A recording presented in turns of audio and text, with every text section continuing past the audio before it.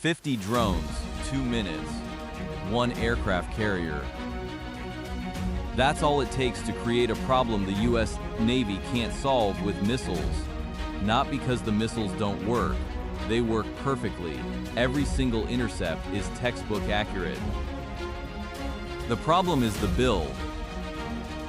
1 incoming drone costs $20,000 to build. 1 missile to shoot it down costs $1.5 million. Multiply that across a swarm of 50 and a carrier strike group burns through its entire defensive magazine before the attack is halfway finished. The 101st drone reaches the flight deck, not because of stealth, not because of speed, because of arithmetic. This is the scenario Pentagon war planners have been losing sleep over for a decade, and the answer they found doesn't look like a weapon. It may not look like a weapon at all. In many cases, it doesn't. It looks like a shipping container, and in the near future, that might be exactly what it is. This is Tactical Trace. We don't worship the tech tree. We only ask one question: does it work? For half a century, the U.S. Navy built its entire defensive doctrine around one assumption: the enemy sends a small number of expensive, high-value threats, and you destroy them with precision interceptors. The Ticonderoga-class cruiser carries 122 vertical launch cells. The Arleigh Burke destroyer carries 96. Every ship in a carrier strike group is optimized for this scenario: detect, track, intercept, kill, clean, surgical, precise. When a hostile target approaches, the Aegis combat system fires an evolved Sea Sparrow missile, ESSM, engineering masterpiece, Mach 4, 50 G-turns, near perfect hit rate.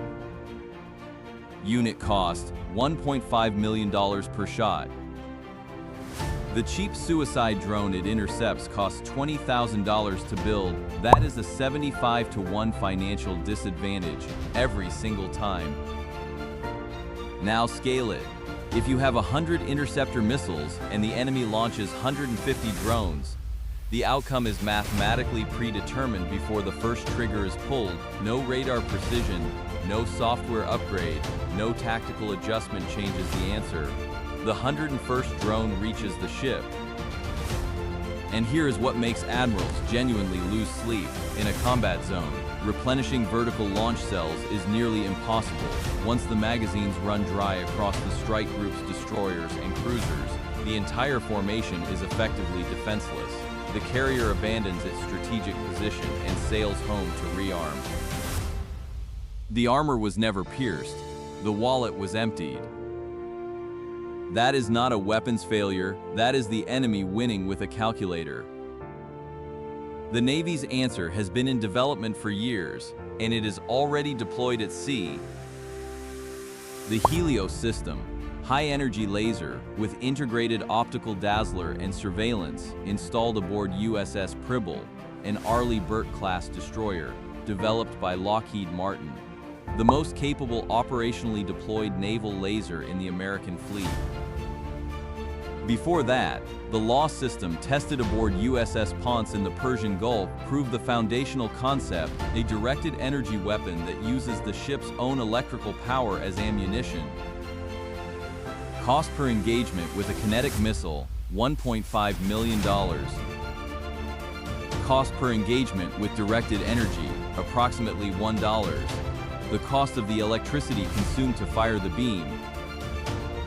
The Navy flipped a 75-to-1 disadvantage into a roughly 20,000-to-1 advantage. Here is where Hollywood gets it wrong. A laser doesn't vaporize targets in a flash of cinematic light. It kills through sustained thermal load, focusing concentrated infrared energy onto a surface area roughly the size of a coin, held steady for 2 to 5 continuous seconds. Naval engineers call this dwell time. The beam targets structural weak points, wing joints, battery housings, the thin fiberglass shell of the airframe, material heats, warps, buckles. The drone loses aerodynamic lift and spirals into the water. No explosion, no shrapnel, no debris threatening jet engine intakes on the flight deck. And because light travels at 186,000 miles per second, there is no firing lead calculation required. Radar locks, beam connects, instantaneously.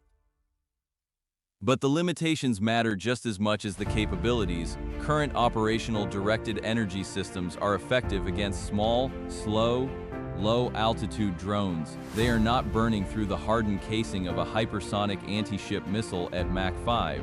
Heavy rain, dense sea fog, and salt spray can degrade beam effectiveness at longer ranges.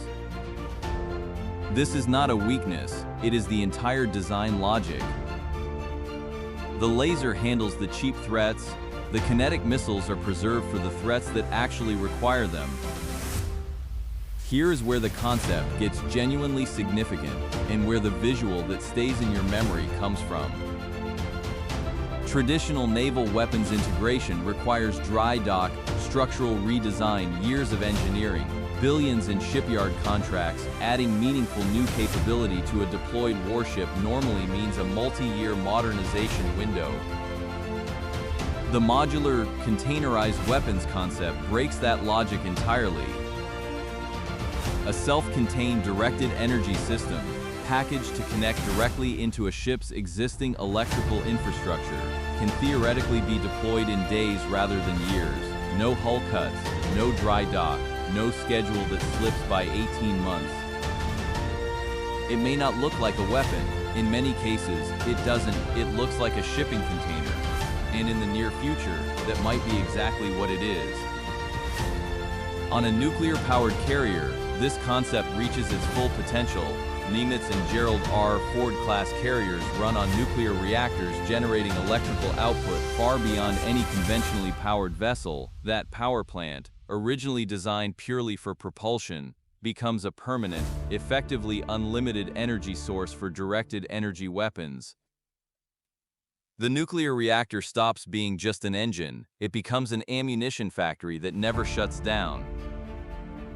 Without directed energy, every threat from a $20,000 drone to a $10 million hypersonic missile draws from the same finite pool of interceptors. The Aegis system cannot distinguish between a nuisance and an existential threat at the point of expenditure. It fires the same $1 million missile at both. With a laser handling the bottom layer of the threat spectrum, the entire defensive architecture reorganizes. The ESSM stays in the tube, the RAM stays on the rail. The carrier's most expensive defenses are preserved, locked, loaded, waiting for the one threat that truly demands a kinetic response. The strike group can hold its strategic position indefinitely against a drone swarm, while keeping every high-value interceptor ready for the moment physics requires it. The problem was never the accuracy of the missile. The interceptor was nearly perfect. The problem was that perfection was being spent on targets that didn't deserve it. The drone swarm is not a temporary problem that better training will eventually solve. It is a permanent feature of modern conflict, because the economic logic that makes it effective does not disappear. Any adversary with access to commercial drone manufacturing can construct the same mathematics problem, and a missile-dependent defense cannot solve that problem indefinitely. The most powerful naval force in human history is closing its most dangerous vulnerability, not with a bigger missile or a faster radar. With electricity, with physics, and with the recognition that the decisive advantage in modern warfare is sometimes not the weapon that destroys the most. It is the weapon that costs the least to keep firing. 50 drones, 2 minutes, 1 aircraft carrier. The math used to be inescapable. It isn't anymore. This is Tactical Trace. We don't worship the tech tree. We only ask one question: does it work?